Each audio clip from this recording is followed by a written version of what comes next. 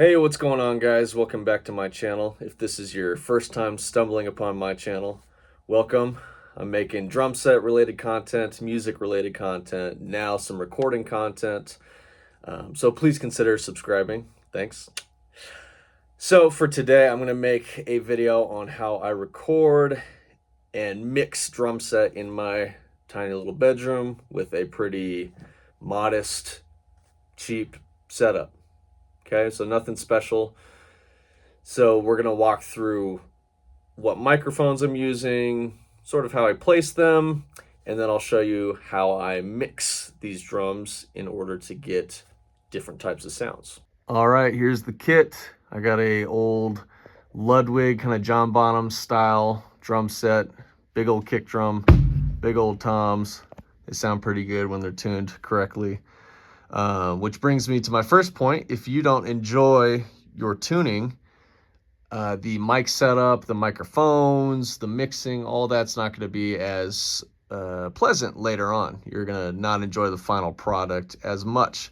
So make sure you're tuning it and make sure you're playing it well, or else none of this other stuff matters that much. Let me check my tuning. Let's see how everything sounds. Yep, that sounds pretty punchy. Nice. Could use a little tuning.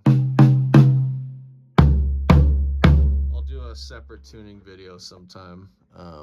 But yeah, this rack tom. I hear some overtones I don't really like, so I'll play with that in a sec. You'll notice I have a lot of tape and weird shit all over my toms. Cloth, t-shirts, stuff like that. I just like to have a punchy, less ringy drum sound, especially in this room. Unless I'm doing like a really loud rock album. I don't know. I just like the drum sound to be in and out, right? I don't want it to be lingering longer than it needs to be. So fairly short drum sound. Let's check out the mics. So what do we have on the kick? We have a Beta 52 microphone. It's not my favorite kick mic in the world, but it does get the job done, especially for the price. I think it's only a little over $200. I'm not exactly sure, but yeah, it's a great mic. It's designed for kick drums, so you can't go wrong, especially if you're starting out and you're not sure what to get. I have the kick mic slightly inside the porthole. I find if I go further into the porthole, I get more of a clicky attack sound, which, you know, if that's what you're going for, try that out. If I pull it further out, I get more of the tone of the overall bass drum.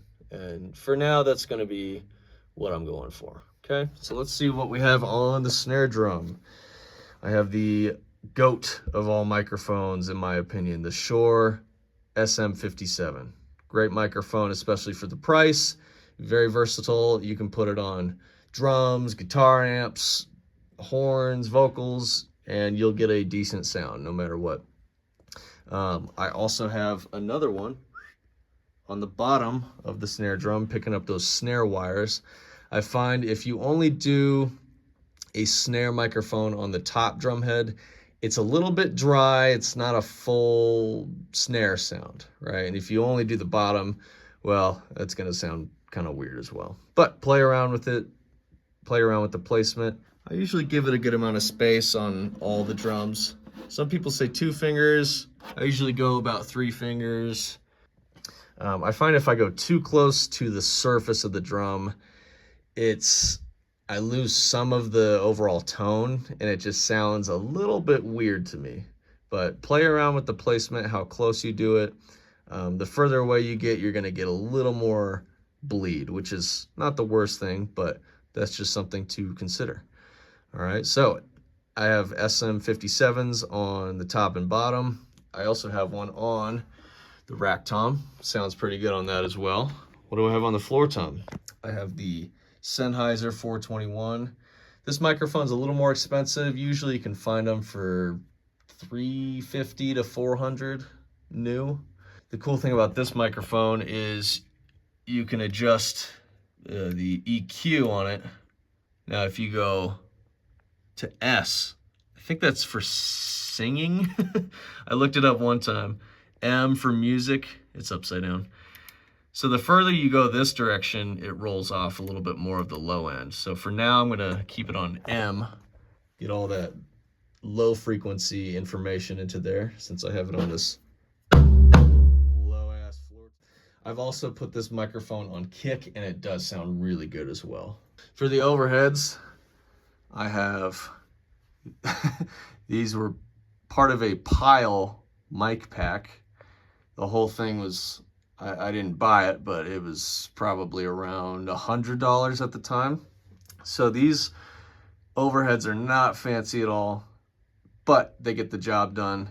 And this is kind of the point of the video, right? Most people that are trying to record at home don't have, you know, $3,000-$4,000 for overheads, right? So I'm going to show you that I can get a pretty decent sound with these cheap Pyle condenser microphones.